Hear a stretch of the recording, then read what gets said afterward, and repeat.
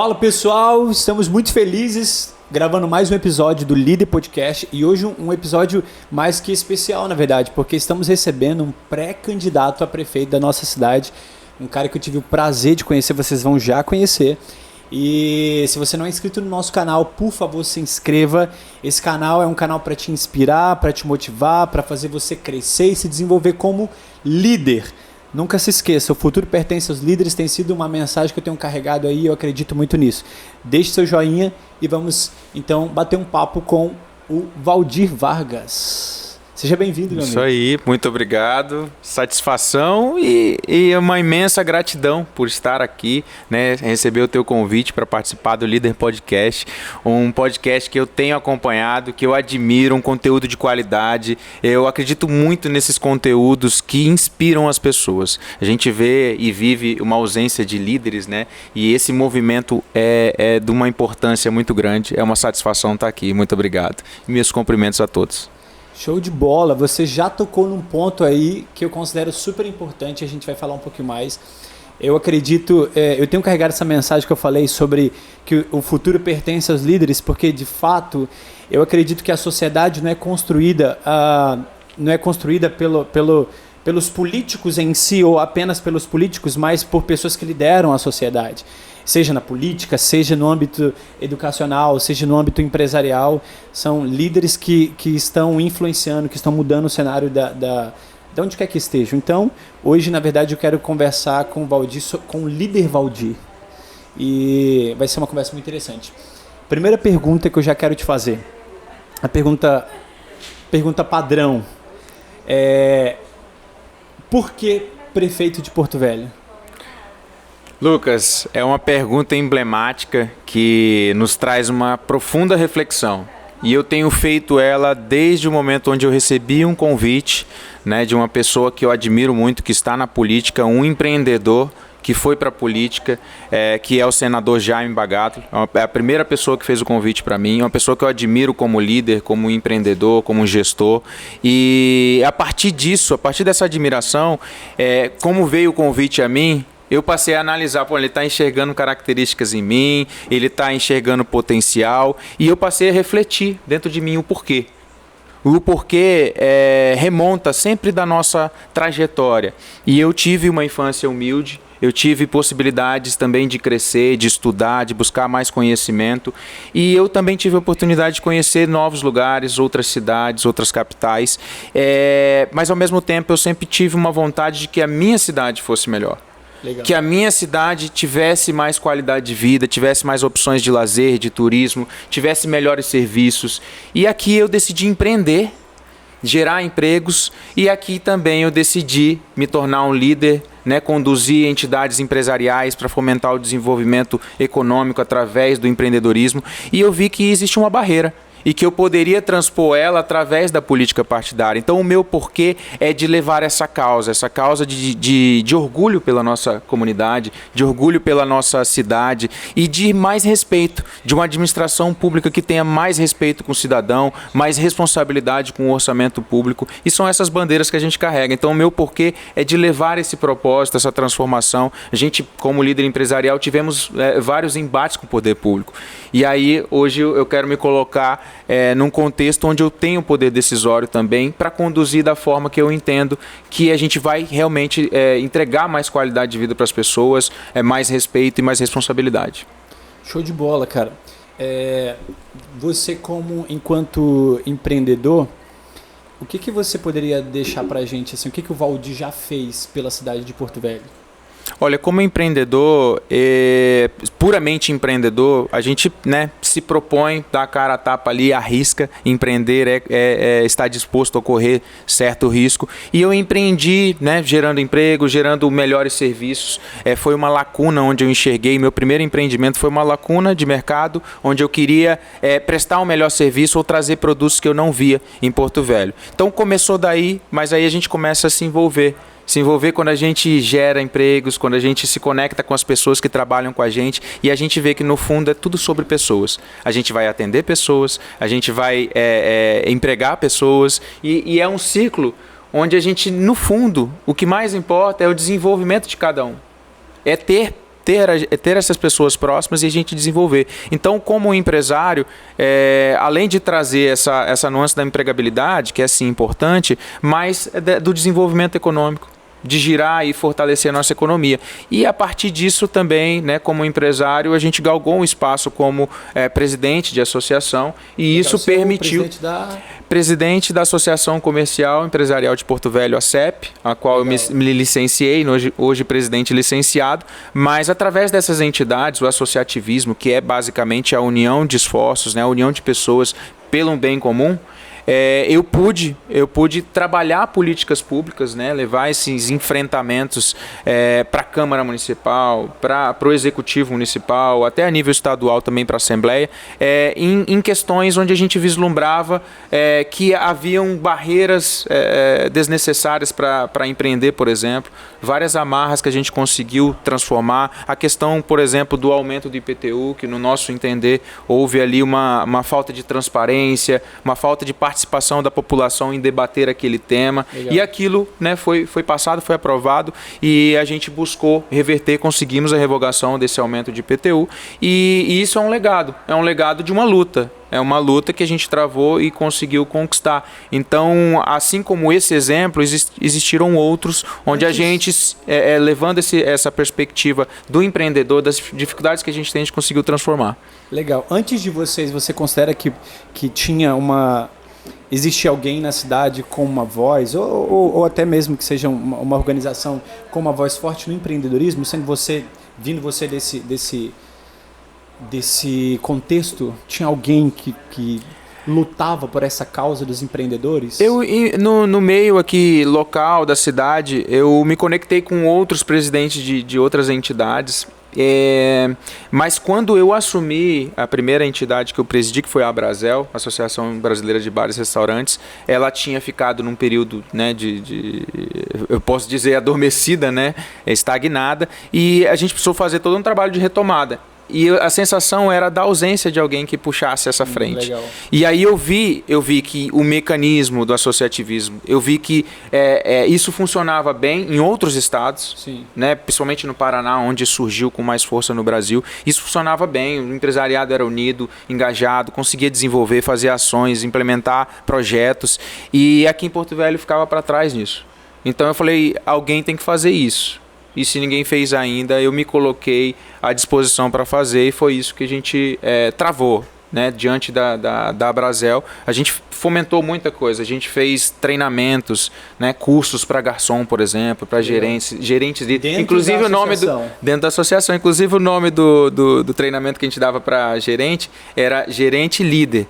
Não era só um gerente gestor, era um gerente líder. Então, criar liderança dentro das empresas era o nosso objetivo. E a gente fez treinamentos, fizemos festivais gastronômicos, a gente tomamos várias iniciativas, conectando, um exemplo básico, por exemplo, trazendo para próximo a vigilância sanitária, que era um órgão, às vezes, que os restaurantes odiavam, né, que tinham receio. E a própria postura, às vezes, da vigilância era mais agressiva e não tão educativa. Aí a gente conectou, a gente mudou essa cultura.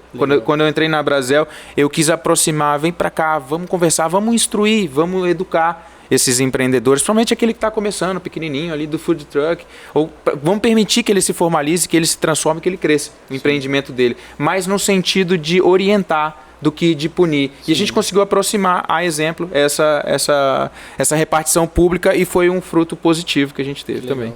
Que legal, cara. Você falando, aproveitando, você é um cara novo, né? Quantos anos você tem? 34 anos hoje. 34 anos, um cara novo. O que é ser líder para você? O que você define como um líder?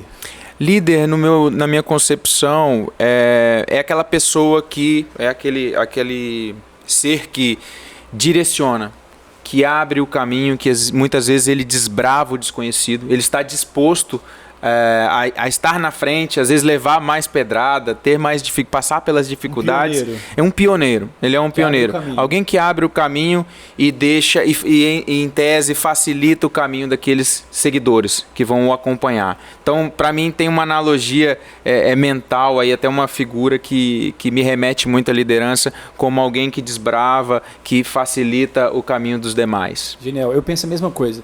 Sempre quando eu penso em líder, para o nosso contexto aqui de Amazônia, eu penso que é como um cara que está com um teçado, né? Seria mais comum aqui para nós. Um teçado na mão diante de uma floresta que ninguém entrou ainda. Uhum. E tudo que tem na frente dele é mato, árvore e galhos e aquela coisa íngreme. Mas ele tem um desafio, ele precisa criar um caminho. Né? E ele precisa entrar. Uma coisa que eu gosto e tem muito a ver com o que você falou, eu acredito que o líder, ele é alguém, sobretudo, que leva os seus liderados a um lugar que muitas vezes eles não querem ir. Mas quando eles chegam lá, eles te agradecem. Porque o nosso papel enquanto líder, e é muito legal a gente conversar sobre isso, sendo você um cara que está disposto a liderar uma cidade, que o povo, a população está ansiando para chegar num lugar de esperança, né? Um lugar de uma vida melhor, um lugar de uma cidade melhor. As pessoas estão esperando por um futuro melhor, né? E eu acredito que, enquanto líderes, o nosso papel é esse lugar. Que às vezes você não está enxergando aonde eu posso te levar, mas pela confiança que você tem em mim, na minha palavra, na minha mensagem, você vai. E aí, quando você chega lá, você realmente descobre que era um lugar muito melhor do que aquilo que você tinha vivido. Então, eu acredito muito nisso, assim, que o nosso papel enquanto líder é levar as pessoas ao desconhecido, para que elas experimentem coisas que nem elas mesmas estavam esperando experimentar. Então, acho que isso é muito interessante. Legal, gostei da sua resposta. Legal. E um breve complemento, eu acredito que eu tenho essa imagem mental também quando eu penso nessa palavra, liderança, líder. Mas tem um outro lado também que é interessante, que às vezes as pessoas sabem o que querem, né? Eu quero mais qualidade de vida, eu quero uma cidade bonita, eu quero tal coisa. Mas não sabe o como que eu vou chegar lá. Sim. E o como às vezes é o caminho, é justamente o que precisa ser feito, que às vezes pode ser que eu não concorde no meio do caminho, mas o líder vai ter que ter a sabedoria de conduzir, de convencer e de inspirar nessa trajetória até chegar nesse objetivo. É um processo de confiança, né? E às vezes você... É claro, por exemplo, eu particularmente acredito que o líder ele tem uma visão macro das coisas. É por isso que ele é líder. Né? Se você é um líder, você é alguém que foi chamado para ver além do que está sendo visto, para você criar além do que está sendo criado. Então, enquanto liderado, o cara não está vendo o que você está vendo, até que você o faça ver. Verdade. Até que você o convença. E às vezes não é o problema dele. Ele não está vendo aquilo que você está vendo. É você que é o líder, é você que tem a visão da cidade, uma cidade incrível, uma cidade smartizada, vamos dizer assim. Mas a população não está vendo isso. Então, às vezes, o nosso papel como líder é não só despertar as pessoas, mas fazer com que elas enxerguem aquilo que eu também estou enxergando. Né? Então, assim, isso é muito importante. Você falou sobre o como, eu acredito que esse seja um dos maiores desafios. É verdade. No fundo, as pessoas elas até sabem aonde querem chegar, mas elas não têm um caminho. Né? O caminho. E esse é o nosso... Acredito que esse seja um dos nossos grandes papéis. Uma outra coisa, cara, que eu queria ouvir de você é o seguinte. Quando eu olho para Porto Velho, eu sempre tive essa analogia comigo. Quando eu olho para Porto... Na verdade, o estado de Rondônia, né? É como se eu visse o Brasil dentro do Brasil. Vou te explicar por quê. É muito difícil que a gente defina a cultura de Porto Velho. Qual que é o sotaque do porto-velhense? Qual que é o sotaque do rondoniense? Difícil. Muito miscigenada, né? Muito miscigenado. Uns falam que a gente tem, outros dizem que nós não temos. E aí, se você for falar assim, qual que é a comida típica de Rondônia, de Porto Velho? Se a gente falar peixe, o pessoal de Manaus também come peixe. O pessoal do norte, em suma, todo mundo consome peixe. Então, é muito difícil a gente encontrar o que de fato é nosso. Muito difícil. Por isso que eu creio que, como o Brasil, que é essa grande miscigenação de pessoas, Rondônia, a cidade de Porto Velho é essa miscigenação, que às vezes é até difícil de encontrar aquilo que de fato é nosso. E olhando para essa perspectiva, como é que você vê Porto Velho enquanto potencial? Me fala um pouco sobre isso. Assim, Porto Velho é um potencial. O que você tiraria desse potencial? O que você vê que talvez nós não estamos vendo? Olha, o primeiro ponto que vale um comentário é sobre essa miscigenação. Eu penso e acredito que ela é a nossa riqueza. A nossa riqueza está nessa miscigenação, nessa mistura de coisas. A gente tem de tudo. Legal. A gente pode dizer assim.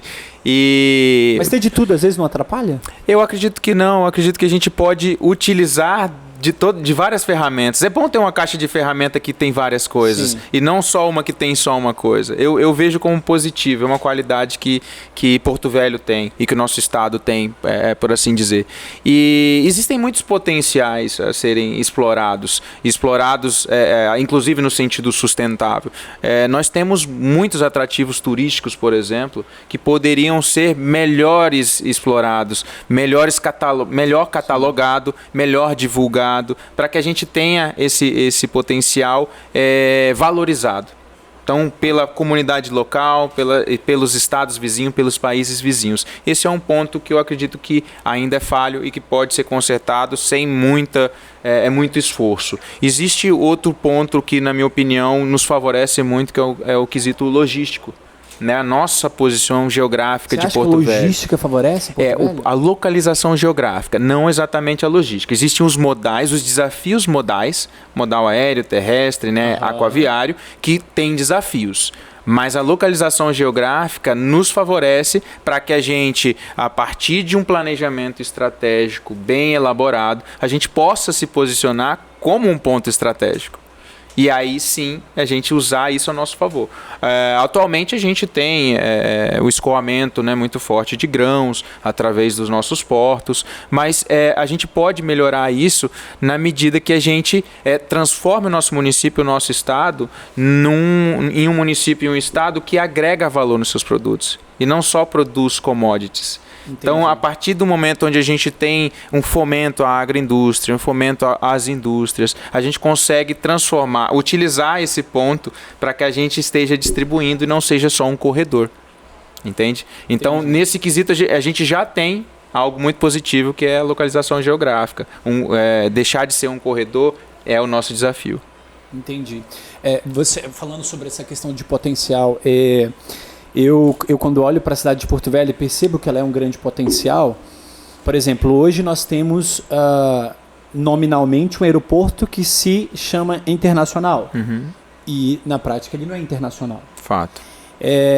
E hoje nós temos muitos potenciais dentro da cidade que não são, como você disse, bem aproveitados, né? Como a questão da cultura, ou melhor, o turismo. Né? Muitas coisas que deixam a desejar. Então, às vezes eu penso enquanto líder que um dos nossos papéis é a gente olhar para um potencial. Imagina, Porto Velho é um potencial. E quando eu penso em potencial, é algo que tem um valor, mas não foi percebido. Para mim isso é potencial. Sim. Tem um valor, mas não foi percebido. E não só não foi percebido, como não está sendo usufruído. Então, quando eu olho para Porto Velho, percebo que Porto Velho é uma grande capital, no sentido de potencial, eu percebo ao mesmo tempo que não é percebido e nem usufruído. Sabe? A gente tem muita coisa boa em Porto Velho.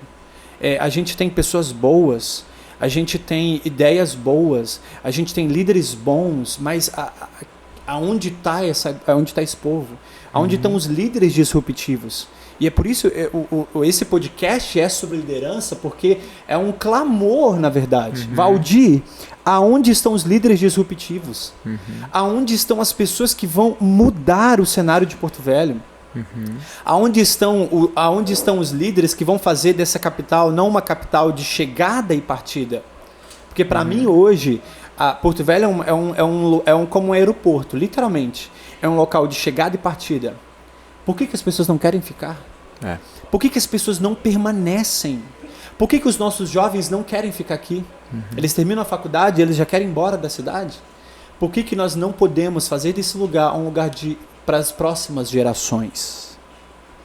E aí a pergunta que eu te faço dentro de tudo isso é: o que você, enquanto líder de uma cidade, né, se propondo a ser líder de uma cidade, tem para mudar esse cenário de uma vez por todas? Excelente pergunta.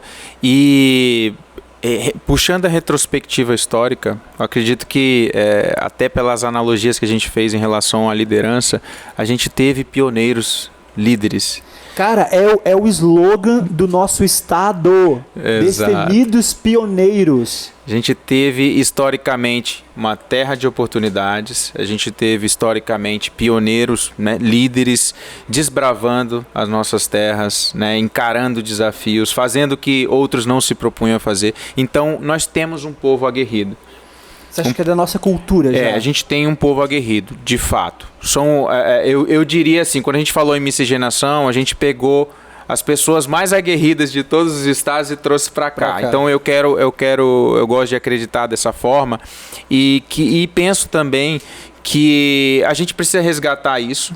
A gente precisa valorizar a nossa história, valorizar aqueles que vieram antes, que desbravaram e tudo mais. Isso tem que começar nas escolas.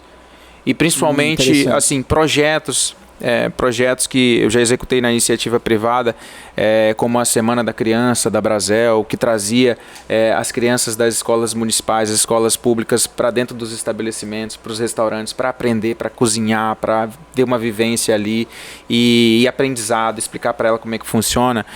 Eu penso em ampliar isso. Eu acredito que a administração pública ela tem responsabilidades que vão além dessas competências básicas, né, de saúde, educação, educação básica.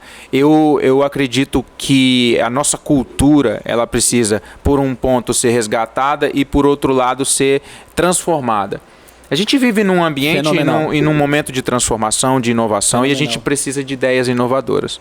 Eu acredito na execução e na elaboração de um projeto, inclusive a gente tem toda a condição de captar recursos do Fundeb para isso, que é trazer esse ensino básico nas escolas sobre empreendedorismo, sobre educação financeira, sobre liderança, sobre vendas. Se você ensinar uma criança a vender, pode ter certeza que ela nunca vai passar fome. Genial. E se você ensina a liderança, você está formando os líderes do futuro. Se você ensina empreendedorismo, você está cuidando do desenvolvimento da nossa economia no futuro e o desenvolvimento social também. A gente vai garantir a empregabilidade através das nossas crianças, a empregabilidade do futuro.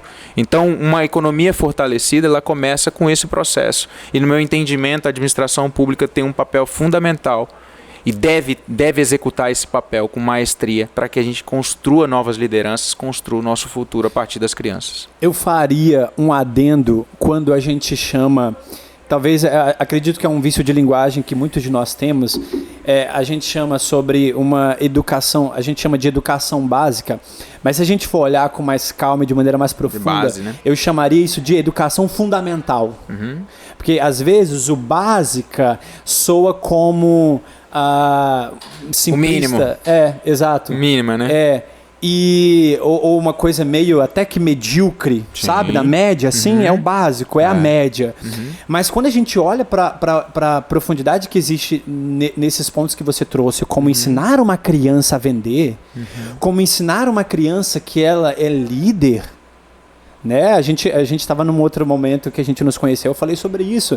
Na verdade, essa discussão sobre todos são líderes, existem pessoas que nascem e outras que não nascem líderes, a verdade é que isso é uma grande mentira. Todos nós nascemos para uma missão só, liderar, para o governo de todas as coisas. Gênesis fala sobre isso, domine, governe, multiplique, frutifique, todo ser humano foi chamado para a mesma coisa, para um papel de governo. Então, às vezes a gente chama o que é básico, na verdade a gente chama o que é fundamental, porque é o fundamento que constrói, de básico.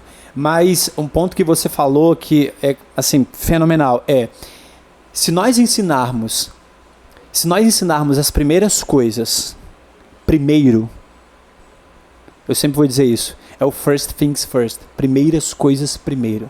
Se nós ensinarmos as primeiras coisas primeiro para essa geração, a gente muda uma cidade inteira. É o que eu acredito. Eu acredito nisso também.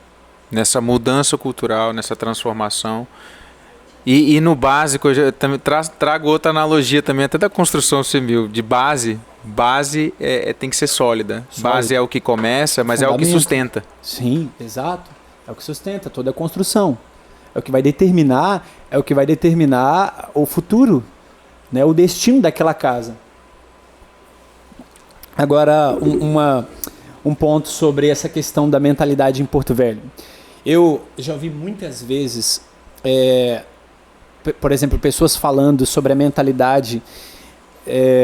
Deixa eu procurar uma palavra bem bonita, porque o que eu já ouvi foi algo bem grosseiro, mas eu vou procurar uma palavra bonita para dizer isso. Eu já ouvi muitas vezes que o povo porto-velhense tem uma mentalidade bastante arcaica com questões muito básicas, como higiene. Eu estou deixando bonito aqui o que eu ouvi. Como higiene, uma falta de higiene, povo que não tem higiene, que joga coisas na rua, lixo na rua, é um povo que não inova, às vezes, é um povo disso, daquilo. O que você pensa que seria talvez uma prática do teu governo, assim, de cara, para a construção de uma nova mentalidade no povo? Perfeito. É uma observação que eu tenho ouvido muito também nesse momento. E isso sempre me incomodou. Né, como cidadão daqui, sempre me incomodou essa perspectiva. Alguns chamam até de síndrome do vira-lata, né? A gente falar mal da gente mesmo. Acredito profundamente que a transformação começa nas escolas também, no ensino, que cabe até certo ponto ao poder público. E isso tem um poder de transformar, não lá no médio ou longo prazo, mas também transforma nas famílias. É a criança que chega em casa e fala para o pai que não deve jogar o lixo na janela do carro, ou não deve jogar o lixo no chão, não deve queimar o lixo no quintal de casa. Então a gente já consegue uma transformação daí. Mas além disso, uma prioridade para mim é que o poder público dê exemplo. O que eu mais vejo faltar é o poder público dar exemplo. É o poder público exigir. Em que sentido você diz? Vou dar um exemplo prático. É o poder público exigir que a sua calçada esteja padronizada, que esteja ali calçada, que não tenha mato, ou que seu terreno esteja limpo. Genial. E o terreno do poder público não tenha calçada, o terreno do público tá com matagal, ali com criminalidade se escondendo naquele ambiente. Então, o poder público tem que dar exemplo. Se o poder público dá exemplo, existe uma teoria que se chama teoria das janelas quebradas. É um estudo feito nos Estados Unidos, onde eles pegaram um prédio e deixaram o prédio intacto. As pessoas que passavam, ninguém deteriorava aquele prédio. Mas a partir do momento que tinha uma janela ou duas quebradas, as pessoas passavam naquele prédio e arremessavam pedras só para ver as outras quebrarem também.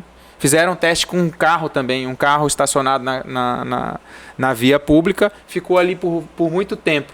E quando aquele carro estava íntegro, ninguém chegava e deteriorava ele. Agora, se ele estava com uma janela quebrada, com um retrovisor quebrado, as pessoas não tinham cuidado. E aí quebravam mais ele ainda. Eles replicavam. Entende? Né? Então, se eu tenho uma rua limpa, eu penso duas vezes antes de sujá-la. Se eu tenho uma rua suja, eu falo, é só mais um lixo. Entende? Então o poder público tem que fazer o serviço público de qualidade e dar o exemplo, principalmente nas repartições públicas.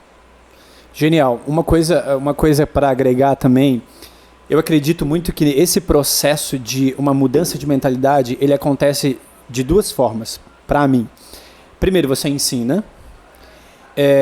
Segundo, você revisa. O que falta, e aí a gente pode chamar isso para o contexto da cidade, de uma manutenção. O que eu percebo na mentalidade dos líderes, né, da nossa cidade, dos políticos de maneira geral, é que você é chamado a fazer, mas você não é chamado a manter, ou a gerar uma manutenção, ou gerar uma revisão. Por exemplo, às vezes você olha partes públicas da nossa cidade que são bonitas, mas que por meses, por causa da falta de manutenção, geram uma imagem para o cidadão que vem de fora, para o próprio porto-velhense de descuido. E aí eu entro no ponto que você falou. enquanto líder, o nosso papel é dar o exemplo. Eu vou convencer muito mais você através daquilo que eu mostro a você do que aquilo que eu falo. É o tal do exemplo arrasta, né? Então, o que eu percebo em Porto Velho, da nossa liderança, é que falta essa mentalidade da manutenção, da revisão. Sabe? As coisas, uma cidade não se mantém por conta própria. Se você não arruma, se você não limpa uma rua todos os dias, ela vai sujar todos os dias. Se você não corta, por exemplo, nós aqui da Amazônia, que tem um índice de chuva muito alto, se você não mantém uma manutenção, um padrão de manter o mato das nossas vias públicas, a jardinagem mensalmente, semanalmente, né, bimestralmente que seja, elas vão crescer e vai ficar feio. Então, eu acredito que esse processo de mudança de mentalidade acontece muito dentro desses dois viés. Você ensina, mas você revisa. Porque a revisão vai fazer com que você se lembre o que tem que ser feito. Sim. Você entende? Uhum, eu te ensinei algo. E aí agora, e uma coisa que eu aprendi também fantástico eu aprendi isso num seminário que eu fiz. Repetir as mesmas coisas é segurança. Uhum. Esse processo de repetição, ele tem que ser parte de um líder. Por exemplo, você enquanto um futuro prefeito, digamos assim, se você enquanto líder, se eu enquanto cidadão de Porto Velho não ouvir da sua boca esse processo de ensino da nova cidade que você anseia para Porto Velho, eu vou esquecer. Eu vou esquecer. Isso tem que ser uma constância. O processo de aprendizagem, ele tem etapas, né? É dividido em pelo menos 4 etapas, né? O inconsciente, de que você precisa daquele aprendizado, depois você toma consciência que você precisa do aprendizado, depois você aprende, mas ainda não tem a repetição e depois se torna automático. Sim. Tá? São as 4 fases aí de aprendizagem. Até que isso faça parte de você e você execute isso automaticamente. Então é sobre isso também, legal. Sobre o processo e dar exemplo continuamente. Legal, legal. Eu falo muito isso, cara, porque para mim, esse processo de mudança em tudo, seja qualquer contexto de vida, ele tem que ser uma voz ecoada continuamente. Continuamente. Sabe? É uma voz repetida. É muito lance daquele do água mole, pedra dura, sabe? Sim, é verdade. Isso é fantástico. É fantástico. É o água mole, pedra dura. Um dia a rocha vai se abrir. Então, assim, ouvir do Valdir, ouvir de qualquer outro que seja o futuro líder dessa cidade, isso é muito importante. Sabe o que você quer, o que você espera? Então eu vou estar de acordo com aquilo que eu estou ouvindo continuamente. Agora, para a gente já para as perguntas finais, a gente acabou falando de várias coisas aí, né, desse novo desafio do Valdir, mas conta de maneira bem resumida, porque eu sei que você já contou isso em vários podcasts, mas conta de uma maneira bem resumida quem é o Valdir. Bom, o Valdir é rondoniense, filho de migrantes do Sul, né? Meu pai veio do Rio Grande do Sul, minha mãe de Santa Catarina, vieram para cá desbravar, foram pioneiros também. Legal. Na década de 80. E eu cresci no bairro Jardim Eldorado, tive uma infância simples, né? Humilde, com a vivência com a comunidade, valores da família, de estar próximo, de fazer as festinhas e tal. E nisso agregou valores da igreja também, sobre Deus na nossa vivência. E eu tive oportunidades, Lucas, de estudar posteriormente, de fazer faculdade, me formei em Direito, atuei bastante tempo só na advocacia, passei por experiência pública também, em cargos concursados, mas optei por empreender. Eu decidi empreender, ainda tenho escritório de advocacia, ainda tenho uma carteira de clientes na advocacia, mas eu decidi empreender e eu me encantei com empreender. O interessante se me permite fazer uma retrospectiva do porquê empreender, eu sempre associei o fato de eu desejar empreender pela advocacia empresarial. E aí eu via nos meus clientes empresários aquele senso de realização, de tem um negócio e constrói e faz do zero e o negócio dá certo ou dá errado, mas ele tenta dar certo de novo.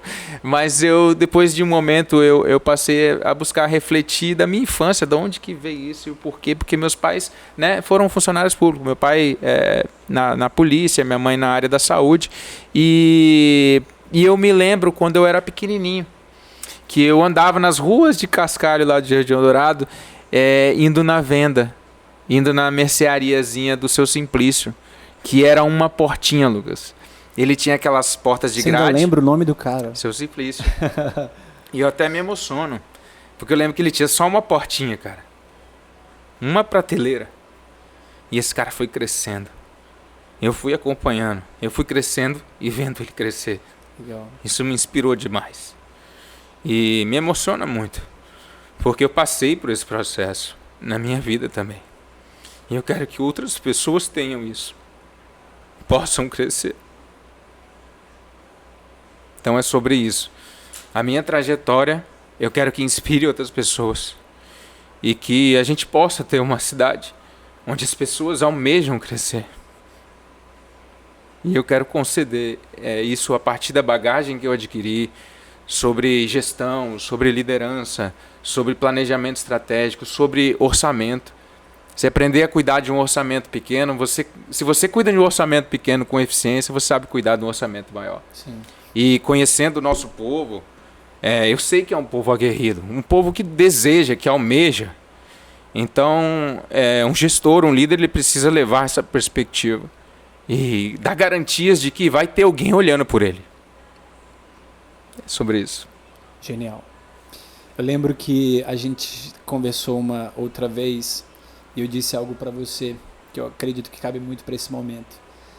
Porto Velho não precisa apenas de um gestor. Porto Velho precisa de um líder. Um homem que, ou quem quer que seja, um homem, uma mulher, que leve esse povo a um lugar que eles não imaginavam. Mas quando chegarmos lá, a gente vai dizer, uau, eu acredito nisso. Muito bom, muito bom. Você falando sobre o Senhor Simplício, eu lembrei também do seu Zé, o senhorzinho da mercearia que tinha do lado da minha casa, que começou com uma portinha também. Incrível isso. E aquele homem prosperou. Um homem que não sabia ler nem escrever. E já senhor de idade. E eu lembro que ele tinha um sonho, cara, de comprar um carro. E eu lembro que ele falava pro meu pai assim, Bené, um dia eu vou comprar um carro. Só que eu não tenho conta em banco. Não tinha nada. Conta em banco, nada. Todo o meu dinheiro está guardado na minha casa. No dia que eu for comprar um carro, eu vou levar tudo que eu tenho pro banco. Mas eu vou comprar um carro. E aí eu fui embora, fui morar em outros locais. E aí um tempo atrás eu voltei lá no Seu Zé. E o Seu Zé falou pra mim, eu comprei um carro. E aquilo, cara, me marcou tanto, sabe? A mercearia cresceu. E eu disse, uau, poderoso, né? A história daquele homem que tinha um sonho de comprar um carro. Muito legal, muito legal. Pra gente finalizar, eu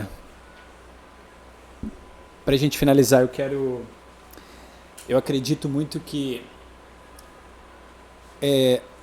as últimas coisas, né, que um homem pode dizer definem e moldam aquilo que ele crê, aquilo que ele espera, aquilo que ele pensa, aquilo que ele sonha. Se você pudesse deixar uma última palavra para essa cidade, para os líderes, para o povo, para os empreendedores, para os pioneiros, para os desbravadores, que mensagem seria?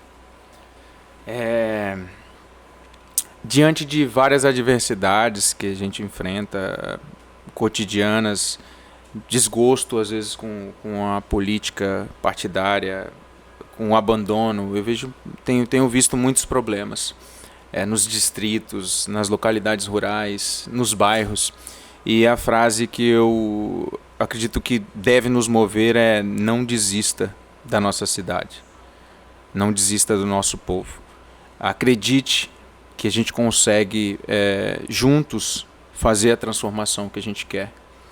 Então faça parte dessa transformação, se interesse pelo processo eleitoral. Eu sei que as pessoas já estão cansadas de ouvir, né? Cansadas de a cada período, a cada eleição, ouvir promessas.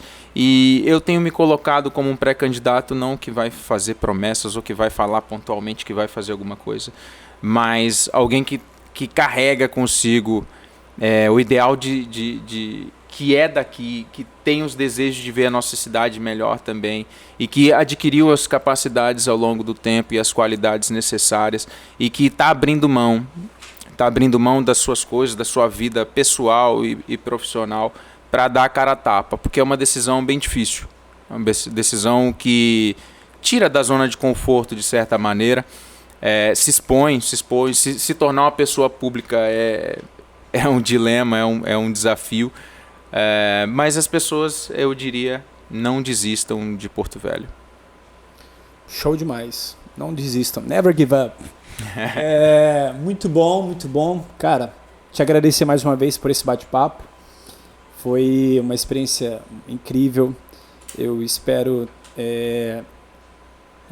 que realmente a gente esteja com bons nomes e que seja uma boa disputa. que seja uma boa disputa aí pela frente. Desejo sucesso a você, a sua pré-candidatura, enfim, a tudo que você vai fazer daqui para frente. E esperamos aí o melhor para a nossa cidade. Se for você, que seja o melhor. Amém. Tamo junto. Agradeço também, Lucas, a oportunidade, pelo bate-papo, pela troca de ideias aqui. Acredito muito no conteúdo que é produzido aqui. Eu acredito que isso é fundamental nesse processo que a gente mencionou aqui de transformação da nossa cultura, dos nossos jovens, dos futuros líderes. E espero que eu possa ter contribuído, né, independente do cenário político aí, que eu possa ter contribuído também aqui para inspirar mais pessoas, para que elas busquem evoluir no individual, mas a partir da evolução, do desenvolvimento, do governo da própria vida, da liderança da própria vida, possam também fazer parte desse processo no coletivo. Genial. Então, muito obrigado. Tamo junto, obrigado mais uma vez. Pessoal, quero agradecer a vocês que curtiram, deram aí o seu like, se inscreveram no nosso canal, por favor. Esse tipo de conteúdo é um conteúdo que a gente não vê muito na internet. Então, se você valida, se você gosta, se você se identifica com esse tipo de conteúdo, por favor, espalhe essa mensagem, espalhe esse conteúdo para mais gente ouvir. E eu tenho certeza que a gente vai construir aí um futuro de grandes líderes. Não se esqueça, o futuro pertence aos líderes. Até mais.